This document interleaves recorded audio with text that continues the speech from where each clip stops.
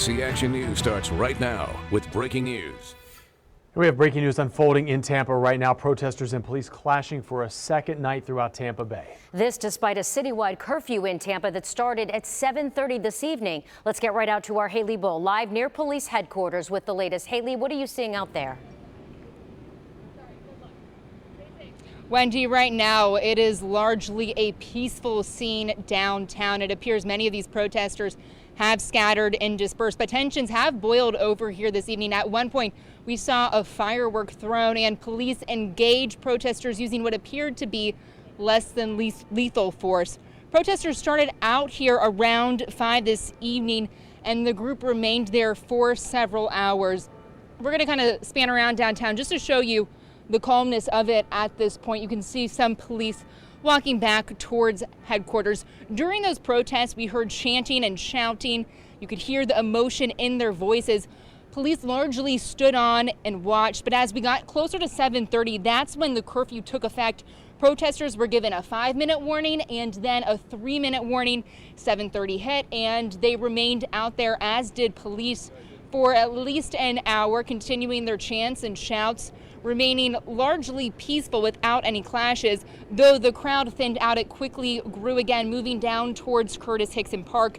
When police engaged, those moments quickly became chaotic as people shouted and ran. We asked several protesters how long they had planned to be out there, and we were told as long as they could remain out there, they would.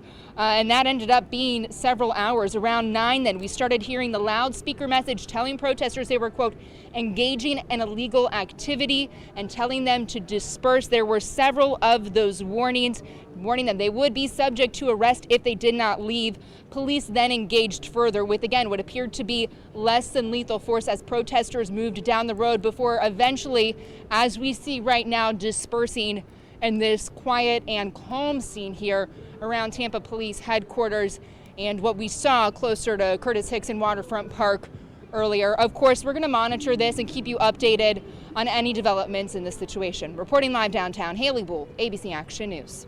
Haley, thank you. Meanwhile, of course, all of these protests and riots, a ripple effect from what we're seeing across the country in the wake of George Floyd's death while in police custody in Minneapolis. And Wendy, and as we've seen, some of these gatherings started out as peaceful during the day today, but at various points things got tense and sometimes violent. That's right. And let's get out to ABC Action News reporter Michael Paluska at a store in Tampa that was looted. Michael, tell us the latest out there.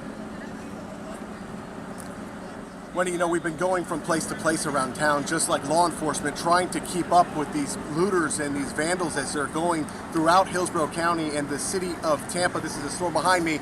We can't really zoom in right now, but it got looted and police are here right now. The window in the front is broken, but let's show you where we were around 8 o'clock tonight. We were actually at Tampa Police District 3 off of East MLK, and we were right in the middle of a scrum between some of the agitators and Tampa Police. They came under fire, I would say, from a bunch of rocks and projectiles.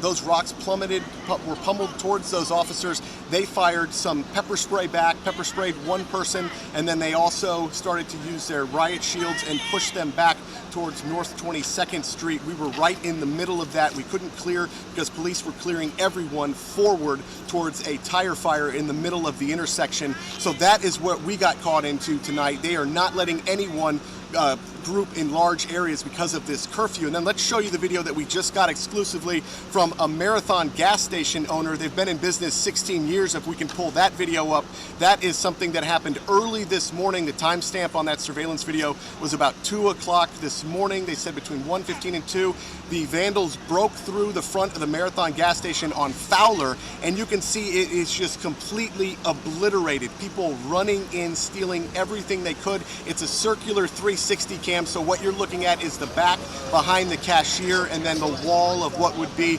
some cigarettes or some other items that people would normally buy that are behind the counter. People are grabbing everything that they can and then taking off. In another video that's not in this one, Tampa police come in and they do start arresting people. So it has been an intense 24 hours here across the city of Tampa. Started up at the University Mall area, and now we're just going from place to place, tracking all of these agitators as they have been going through, trying to cause violence, trying to cause destruction, looting and vandalizing Tampa. We'll keep you posted on where we end up at 11 o'clock. We're live here in Tampa tonight. Michael Paluska, ABC Action News. Michael, thank you. Moving now to Lakeland, the Polk County Sheriff's Office just announcing a curfew is in place starting minutes ago at just about 10 o'clock, and now it's in place until 5 a.m. We confirmed it includes the entire county. Our Kylie McGivern is at one intersection where we've seen conditions there unravel. Kylie?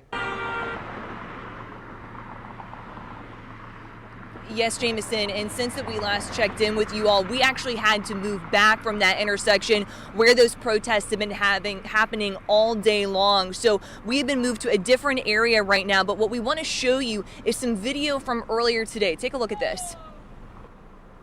Right is right and wrong is wrong. Until things change, this is what's going to happen. These police officers should be out here marching with us. They're here for us truly. They should be marching with us because this is what matters. We matter. We matter. All we are asking for is for black people to stop being gunned down selfishly in the streets. That's all we want. Is this the resistance we get to ask to stop dying? All we want is to stop dying, nothing more.